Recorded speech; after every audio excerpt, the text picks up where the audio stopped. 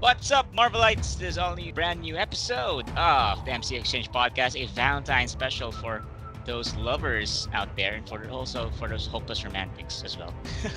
My name is Aaron. I'll be your host for this episode. Joining me is Charles What's up? I'm back after my absence last week. and Joe, I'm still here. and along with your cat, right? Yes. Yeah. And a little shout out to our Spotify listeners, Podbean listeners, and also to our YouTube listeners. And there are so many news in the past week of the MCU. Last week has been crazy, but this week is crazier, along with the new news that we've learned in the past week. Now let's dig into our first set of news in the rundown. First up is the Black Widow. We have sort of Black Widow news here, and it's been confirmed that Black Widow will explore more flashbacks and an even younger Natasha Romanoff. And Charles, what do you think? What do you think comprises of this flashback that we're going to see in this movie? I think we're gonna see more of her experiences in the Red Room because in the Age of Ultron sort of dream sequences, she sort of was, I guess, a teenager at the time. But I think we're gonna go way back. We're gonna see her like as not an infant or a toddler, but as a small child, and we're gonna learn more about the Red Room and all the crazy stuff that happened in between those years.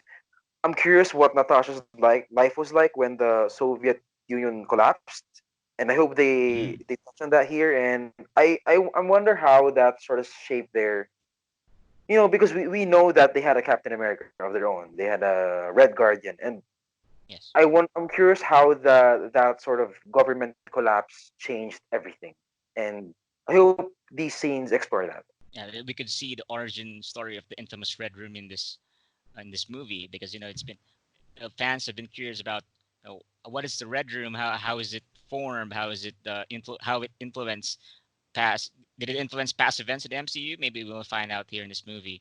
And Joe, what do you think? What do you think of an implication of the Red Room moving forward if they're going to show the origin here in this movie?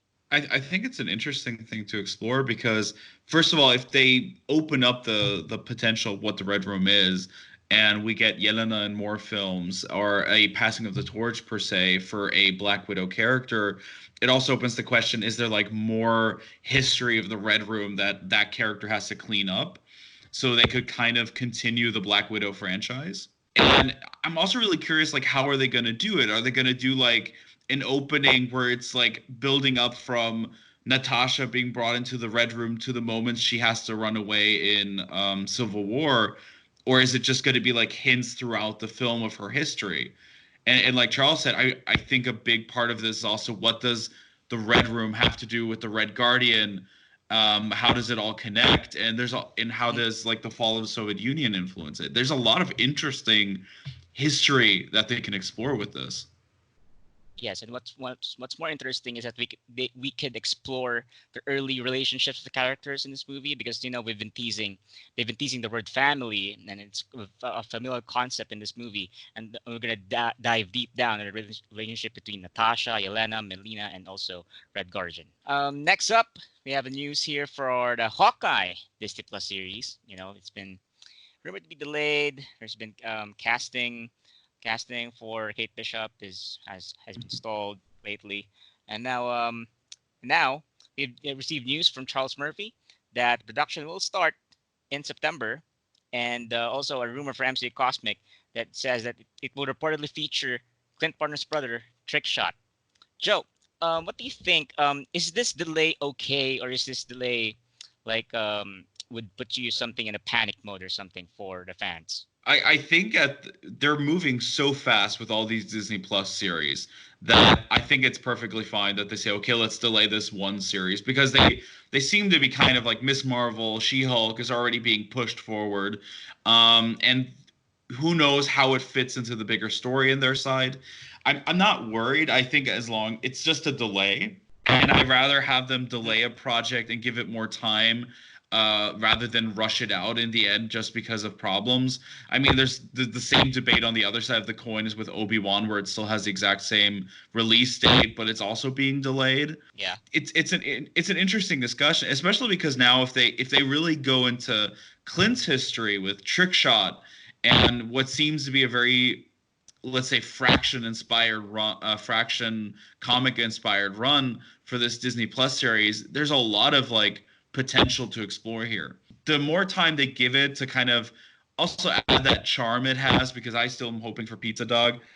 There's a lot to do Oh, here, yeah. so I'm not worried. Charles, what do you think is the role of Trick Shot going to be played? How big of a role he's going to play in the series if it's proves to be true that he's going to be in the series? Well, I think it's a big deal, right? Because we've never heard of Clint's Yes. family outside of his wife and kids. So it's especially if he's a bad guy here, it's gonna be a very interesting dynamic. I mean, what happened to these two brothers? Why did one become a shield agent? Why is one sort of a, I guess a guy working Mercenary. for the wrong, yeah, like a mercenary or something like Yeah. that? And because in the comics, Clint's brother was originally an FBI agent. So both of them sort of get trained when during their youth, and then they go their separate ways. In the comics, obviously Clint starts out as a villain and he becomes an Avenger. But here he starts out as a Shield agent and then he becomes an Avenger. I wonder if these two brothers sort of they have the same archery history together. Maybe they have a like a mentor. The two of them have a mentor, Mm-hmm. and then they go separate ways. Clint becomes a Shield agent. Barney becomes a an FBI agent, and then the one goes bad, one becomes good. It's very very interesting. It makes sense for the most part. Like if he wasn't here, I'd be super confused. I'd super think that it was a missed opportunity, sure. But because he's here, I'm happy, and I can't wait to see who plays him. I wonder if they're gonna have this lead into like a Dark Avengers Thunderbolt story as well, because they're Yeah. once again setting up a counter character to a new generation.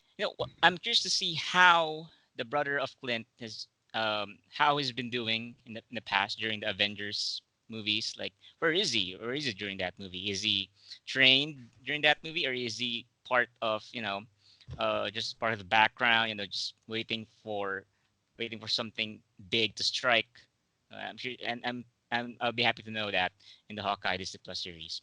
Let's move on to the third news of the rundown, and a new cast member is joining the Loki Discipline series as it adds Black Mirror star Gugum Batara.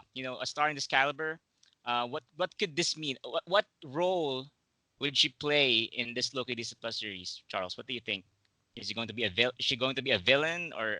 I saw someone say that I think it was RPK. He said that Gugu is likely one of the agents in working for the TVA, Vanguard? as Yeah.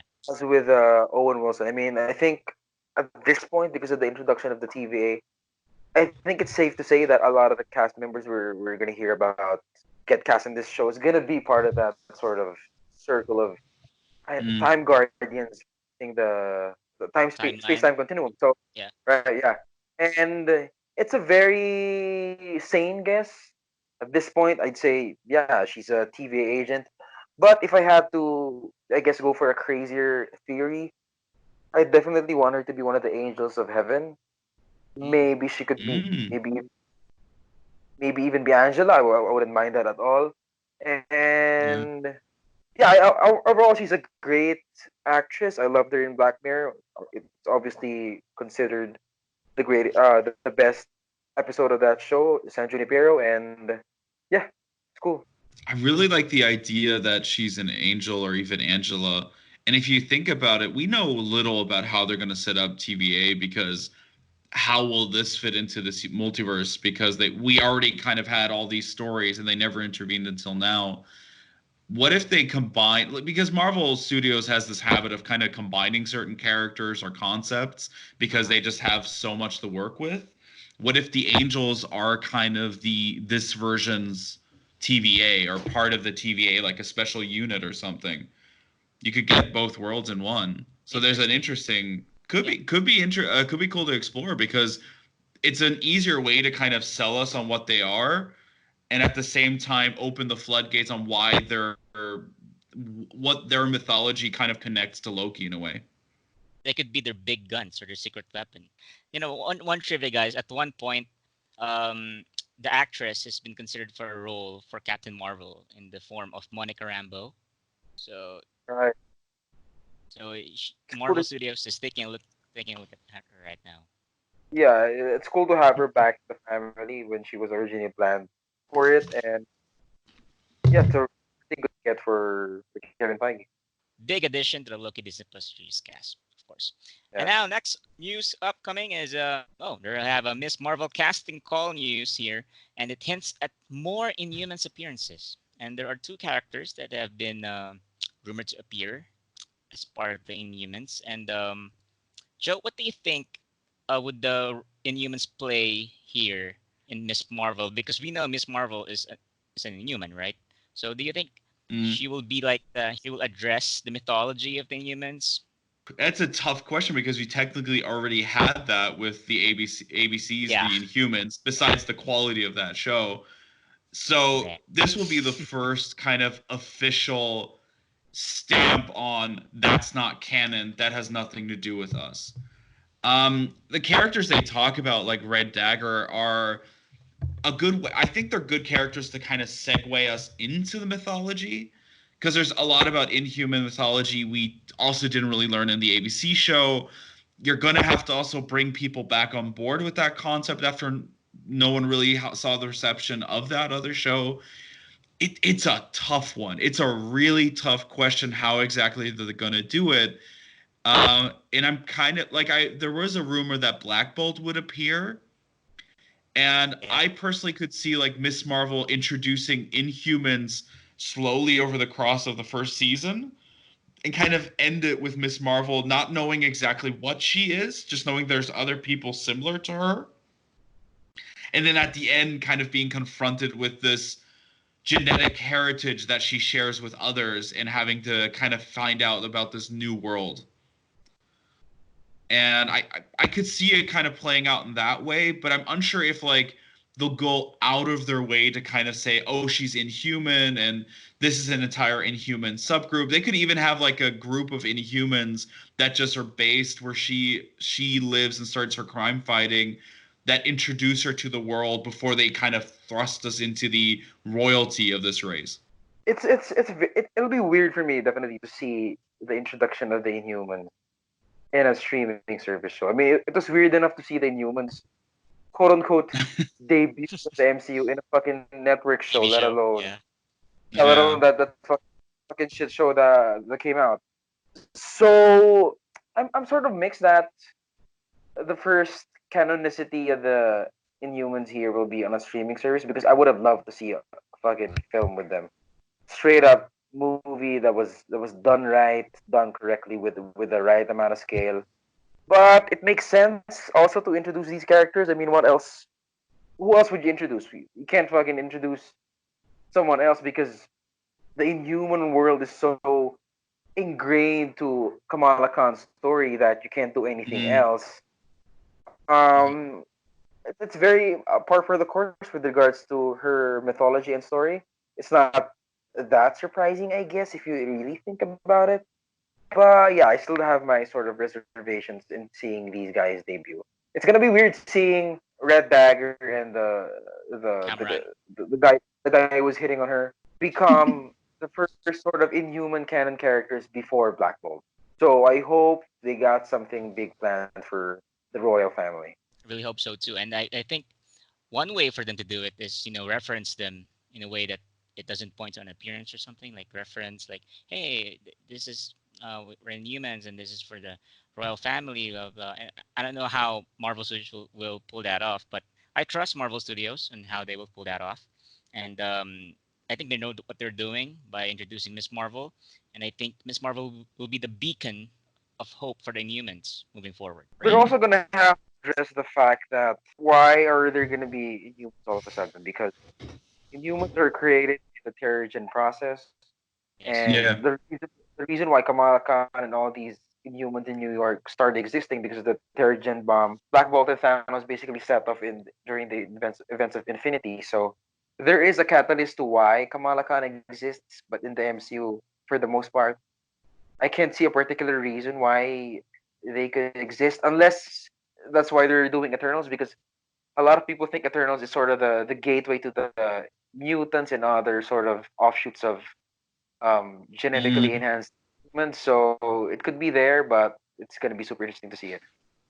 I mean, I had a theory that because the thing with Kamala Khan that's interesting is that she has ties to the Inhumans, but also Captain Marvel, which ties back to the Kree. So maybe they're going to introduce the Terrigenesis through Captain Marvel bringing back a crystal from, or having some kind of part of the Terrigenesis crystal with her from a confrontation with the Kree. And that kind of just goes off in New York. That kind of connects both stories. So she kind of tries to save people, finding out what's happening to them. And they can kind of also introduce that, for example, Black Bolt and the family kind of, they stayed on the moon. They kind of were able to kind of avoid all this. And now that Captain Marvel brought this Kree technology to Earth and kind of expanded their race, they have to come back into action. And whatever it is, we're gonna find out next year. I mean, when will Miss Marvel premiere? Is it going to be next year or We have no release date. no release date yet? They just announced it back at D23. Deep, yeah. Yeah. Okay, and we're just gonna find out. And next up, last news for the rundown is Marvel Studios' Ice Agents of Atlas project after Shang-Chi and Legend of the Ten Rings. This is a big news for us Asian fans. And Charles, what do you think of this news? Oh, I think it's the perfect plan after Shang-Chi, because I'm sure Shang-Chi is gonna be a massive hit worldwide. I Yes. There's something just super interesting about the character and how embraced Simu Liu is on social media. He seems just like a super He's a cool likable guy, and I'm guy. sure it's super Mhm. likable. I think it's gonna translate well on screen, and I'm sure once this movie becomes a hit, people are gonna want to see more. Or what better way to give Shang-Chi another outing than to put him in Agents of Atlas? I mean, Agents of Atlas. I mean, especially recently, they were sort of rebooted to be a more international sort of team, because the old team was sort of, it was more kooky, weird. They had a talking gorilla. They had like all sorts of characters. They had an Atlantean on the team, and they had they had Jimmy Woo, who was an FBI agent. So for the latest one, I mean, it's more international. A lot of different ethnic groups, superheroes from all walks of life, and We have I'm one from sure the they want. Philippines. Wave. Yeah, we have one from the Philippines, the first Filipina superhero. I'm sure Marvel and Disney is gonna want to capitalize on the fact that um this team is so multicultural, and it's the perfect way to to sort of inspire the next generation of fans. Joe, when you first heard this news, what are your thoughts about this? Like, is it going to be big or is it going to be? I'm curious about this, so that's why I want to check this out. I have to be honest. I don't have much experience with Agents of Atlas. So I always love when new properties come up that I haven't really heard. I kind of heard about, but haven't really involved myself with. So reading up on it is always a fun aspect of this fandom in general. At first, I was curious what this meant for Shang-Chi as a franchise, because the question is, we don't know if Agents of Atlas would be a Disney Plus series. Would it be a film series? Would it, maybe this is their attempt to kind of instead of going to Avengers, they have this new team that's more international because there are more heroes. We had the rumors for Captain Britain in a while. It's a really interesting prospect to kind of go more global, because most of the heroes we were introduced were kind of stationed in the United States, and for a lot of Marvel Studios is such an international hit to kind of bring those international flavors together in this team, or even just exploring in general what the rest of the world kind of does in the wake of the Avengers is such an interesting prospect. And I'm really excited for Shang-Chi and anything that spins out of that film, because like Charles said, Leo is just really a great personality online, and there's so much interesting things they can do with this and spin out of it, because we also have the rumors of the MI6. Yes. So how could that tie in? Is there maybe like this is really like connected to that that British FBI team? It's going to be interesting. It's going to be interesting how they do it. I think they're going to go for Disney Plus series, because maybe it's just easier kind of differentiate between Shang-Chi and Agent of Atlas if they're both separate ongoing series, and they already have so many plans moving forward with what seems to be new Avengers. Plus, they can kind of introduce more characters through a series. and give them more time to flesh them out rather than just throwing all of them or having to rush a lot of different projects for new characters that spin off into this Ages of Atlas. Yes, and having that sense of representation through different nationalities, have that sense of pride. You're Yeah. proud of having your country represented in a big budget Marvel movie, and for us here in the Philippines, it's really great. So and someday one of our heroes will be introduced in the big screen and interacting with the Avengers. And Charles, I have a question for you. What do So, you think of having this so many team ups now? We have new Avengers, young Avengers. We have this Agents of Atlas. Is it a good thing in the MCU, or is it a bad thing? it can never be bad because it's always nice to see more of our heroes, right? But because we don't have necessarily the Avengers, I'm pretty sure we won't have an Avengers movie for the next, at least for the next 5 years. We're not gonna see an Avengers Mm, name on the screen. Mm-hmm. So it makes sense to keep the brand fresh, right? It's not Yes. like the thing with Lucasfilm. Nine films was all about. They had nine films all about the Skywalker trilogy, and at some point it felt sort of, I don't want to say tired, but that's why Rogue One and honestly, I found those two films to be super fresh because it was nice to see a Star Wars film that wasn't about that sort of world, Saga. Yeah. that yeah. sort of saga. And sure, it's gonna be the same eventually for MCU fans. We're gonna want to see something else other than the Avengers. We're gonna want to see a team that doesn't have that A symbol on it. We're gonna want to have like fresh new takes on superhero teams. So it's always a good idea to look at projects like Agents of Atlas. And there will be several team ups down the line, and we're excited to see it. And that has been the rundown for the news in the past week. And hope you enjoyed that. Now let's move on to our Valentine special of the exchange. Yeah, we're gonna talk about, and we're gonna break it down. We're gonna break down who is the best couple in the MCU. We're gonna choose between two. It's between Tony Stark and Pepper Potts, or is it going to be Steve Rogers and Peggy Carter? Okay, first up, Joe. Who are you? Team Tony and Pepper or Team Steve and Peggy? I have to say Steve and Peggy, mostly because I just think they're it's kind of like that dramatic spin of a romantic tale because they kind of wanted to be together, but after all the events that happened, they're separated. And the thing is, it's just that the ending of Endgame of Steve getting back together with her just hits so hard Yeah, after everything he goes through and constantly, because yeah, we have to be honest, the MCU has been really mean and cheeky about, oh well, he could have been together with her, wouldn't that have been nice? And so you kind of build up this, you want him to be happy that he finally gets to that point, kind of cemented them as that best a perfect couple. But I have to also confess, we don't know how they are as a couple really. We yes, don't see them together as a couple until that kiss. So it's probably a very big debate. yeah, very big, massive debate among fans right now, and you are the voice of them. No pressure. So your team Steve and Peggy. Okay, Charles. Yeah. Who are you with? Alright, up until I guess Infinity War or before Endgame, I was definitely rooting for Steve and Peggy. But once Endgame premiered, I was looking back at everything. I think I'm with Team Pepperoni because Joe Pepperoni. makes a Joe makes a very good point about us not knowing what Steve and Peggy are like as a couple. It's sweet that they get to share that kiss, but they also haven't shared the hardships together of Mm, being in a relationship with each.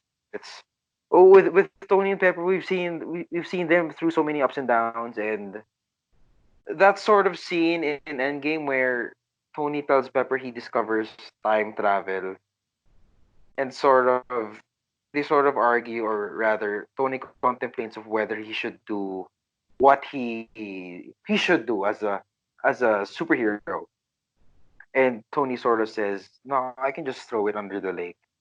But then Peggy, the person who wants him to stop, says, "Yeah, but you won't be able to rest."